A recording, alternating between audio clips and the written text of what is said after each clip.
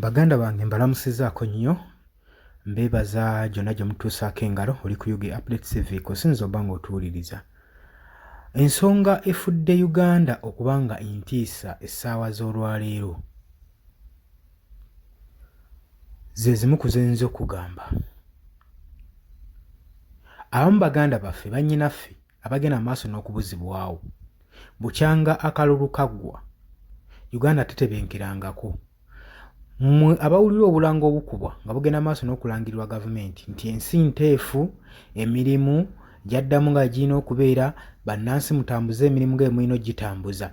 Ako kandiba akakodyo ak'okuwambiramu baganda baffe bannyinaffe abadde bagenda maaso mu struggle. Njagala okitegeere nti si byangu ensangi zino. Newankubadde gavumenti yalangirira nti ensi ntebenkevu, naye gavumenti tetebenkezza nsi. Kubanga bannabyabufuzi abasinga bakyawambibwa mu kimugunyu ate ne batakubikako kya mulubaale. Kaakati kino kyamaze amawanga gonna enviiri ku mutwe oluvannyuma lwa byokwerinda ba high ranking officer hano mu Uganda okuvaayo okulangirira nti nno tebalina basibe abagambibwa nti nno babuzibwawo. Abasibe bano mwe muli abakulembeze b'ekibiina kya National Platform omuli Dr. Zedriga wonna Northern Uganda, omuli deputy omulala president mu Northern sub-region era. Bano nno bazze bawambibwa. Naye essira tugenda kulisimba ku Dr. Zedriga. Kigambibwa nti yabuzibwawo ng'ennaku z'omwezi 18 omwezi ogwa January ng'akalulu kaakaggwa.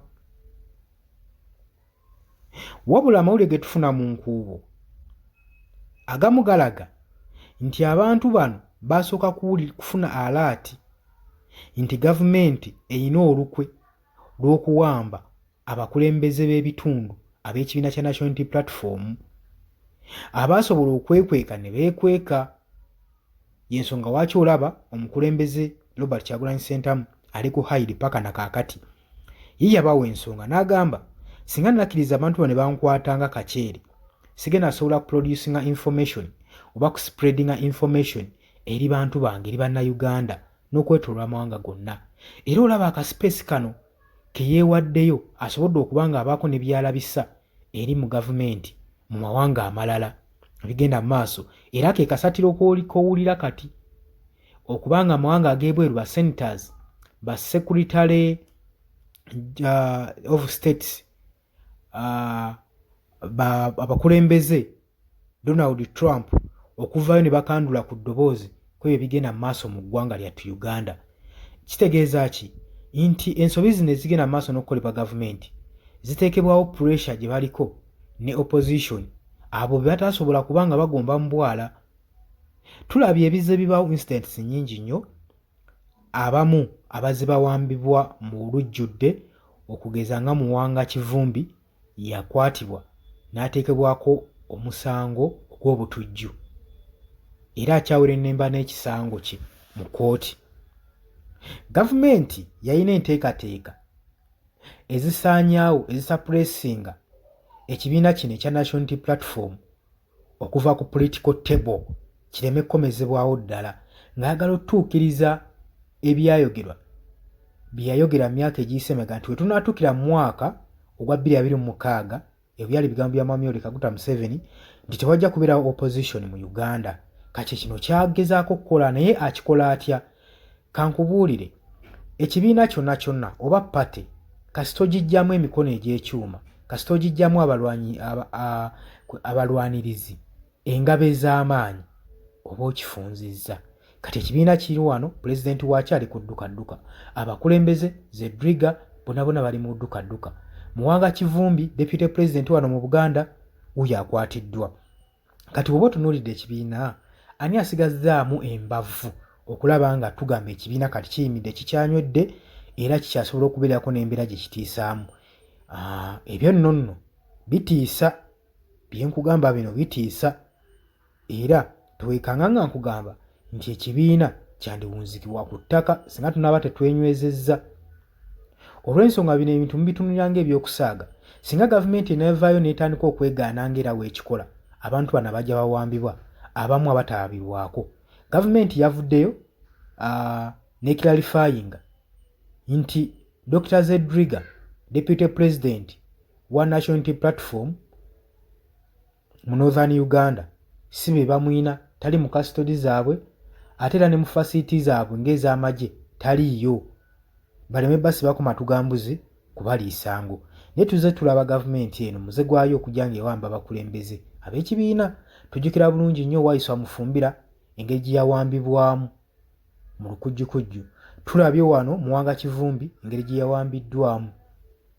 Tetwakomye okwo, tuzze tulaba Dr. Kizza Besigye engeri gye yakwatibwamu ng'ateekeddwako omusango. Nonno baamukukunyulana mu Kenya gye baamujja era ebbanga lyetoolodde ng'ali mabega wa mitayimbwa gy'atemeza gwe mukwano gwange ali eyampuliriza. Kati bino ebikolwa nga bino bwe tubitunuulira nga bigenda mu maaso ekiri atabaala kiyinza obba tekinnakutuukako, naye saa yonna kiyinza obba nga kijja, kubanga tewaliwo nsonga za njawulo zaawukana ku ggwe eziyinza okukutwaza. Kuba nkugambye kati bano gwe abalabikira obubi gwe batwala ayinza okubatiisaamu nti ani ayinza osigalawo okuwuba bendera y'ekibiina kino oyo mumunone nga bamunona. Kitegeeza ki? Mu bakulembeze abali mu kibiina ekya National Unity Platform teri ali safe. Ekyo njagala okitegeere. Newankubadde balangirira nti teri ayagala kukwata Robert Kyagulanyi Ssentamu. The moment you declare nti oyagala kukwata mukulembeze w'ekibiina, kitegeeza ate bano abali wansi baata akataayi tekasala. Kitegeeza omukulembeze waabula gw'oyagala okukwata, ogenda tandika ng'okwata bano abakulembeze abato, bano ba junior, ogenda tandika okuba ng'obakwata bakubuulire baku information gy'obadde oyagala okumanya. Kaso tekyewuunyisa nnyo ya gavumenti yandibadde tevaayo kwegaana kuba agenda mu maaso n'okuwambibwa ababuzibwawo ab'ekibiina kya National Unity Platform. Kitegeeza nti nno zino zaali nteekateeka za gavumenti era kyali mu nteekateeka zaabwe okubanga basaanyawo ekibiina kino ekya National Unity Platform. Naye ekibuuzo kyange, gwe yena yena gy'oli omukulembeze yena yena oba omuwagizi, weeteeseteese otya? Kubanga ekituufu tukimanyi kyakwongera kunyweza gavumenti ya Mwami Yoweri Kaguta Museveni mu buyinza. Newankubadde tannalayira, era okulayira kwe kuli mu lusuubo olw'ensonga nti no pressure eyitiridde okuva ku ludda oluvuganya gavumenti, okuva mu bakulembeze b'amawanga ag'ebweru. Byandibanga ebintu birungi si birungi ng'omukwano gwange ali eyampuliriza. Muhoozi Kayinungaba nga naye yeewera nkolokooto nga waagenda okuba ng'akwata Kabbobi, waagenda okuba ng'akwata ab'ekibiina kya National Unity Platform, waagenda okukwata bafuutu soldiers, watwitinga wadde eno. Naye Trump, Senator Rich kuno yamugambye nti owaayi ekimala kimala, enough is enough, ate tugenda nakumaza amababba ageegoloza omukadde ng'anaawanvuwa. Olw'ensonga nti togenda kukifuula kya lubeerera, togenda gifuula mmanya ya nkoko okubanga ogenda mu maaso n'okutwitinga tweets ezigenda mu maaso n'okuteekawo insecurity mu ggwanga lyaffe eri bannansi baffe, gwe n'ozisangulayo n'oluvannyuma n'owandiika apology, ndowooza ntugenda kukusonyiwa tubireke bulesi. Era bagenda kunywezaamu ku natti, bagenda kutayitinga sanctions ku Muhoozi Kayinungaba saako n'okutunuulira enkolagana ya Uganda mu byokwerinda n'eggwanga erya USA. All diplomatic ties, diplomatic relations, security ties bagenda kwongera baziscreeningemu balabe kiki ekigenda mu bukyamu. Bano ne baba batandise otuwuuninga nga batukolayo batyo tumanyiira, kitegeeza kaba kamanyiiro. Kakati bye birowoozo by'eggwanga erya US. Naye nga we nkugambye, eggwanga lyaffe liri mu bweraliikirivu. Abantu abaffe bajja bawambibwa, ate gavumenti yenvaayo neyeegaana nti yo tennabalabako, tebannakubyako kya mulubaale. Tujjukira bulungi nnyo Uganda Law of Society naye yalumye ku jjiiko neevaayo n'esonga olunwe mu IGP, Inspector General of Police, aveeyo atangaaze ku nsonga ezigambibwa abakulembeze b'ekibiina kya National Platform wa gye bali tebakubikako kya mulubaale. Kakati tulinze engeri gye badde wiikendi, nkiwe enkya tugenda tandika Monday, tugenda kuba tulinze okulaba information obubaka bwonna bwe tubadde tusuubira. Buli ekyetaagisa kye tulindiridde tujja kiba nga tukirindira olunaku olw'Emmande. Era tujja kuba tubasaba okulira tubabulire Inspector General of Police yakiralifayinza atya, Muhoozi Kainerugaba yarespondinza atya, ki ekiddako.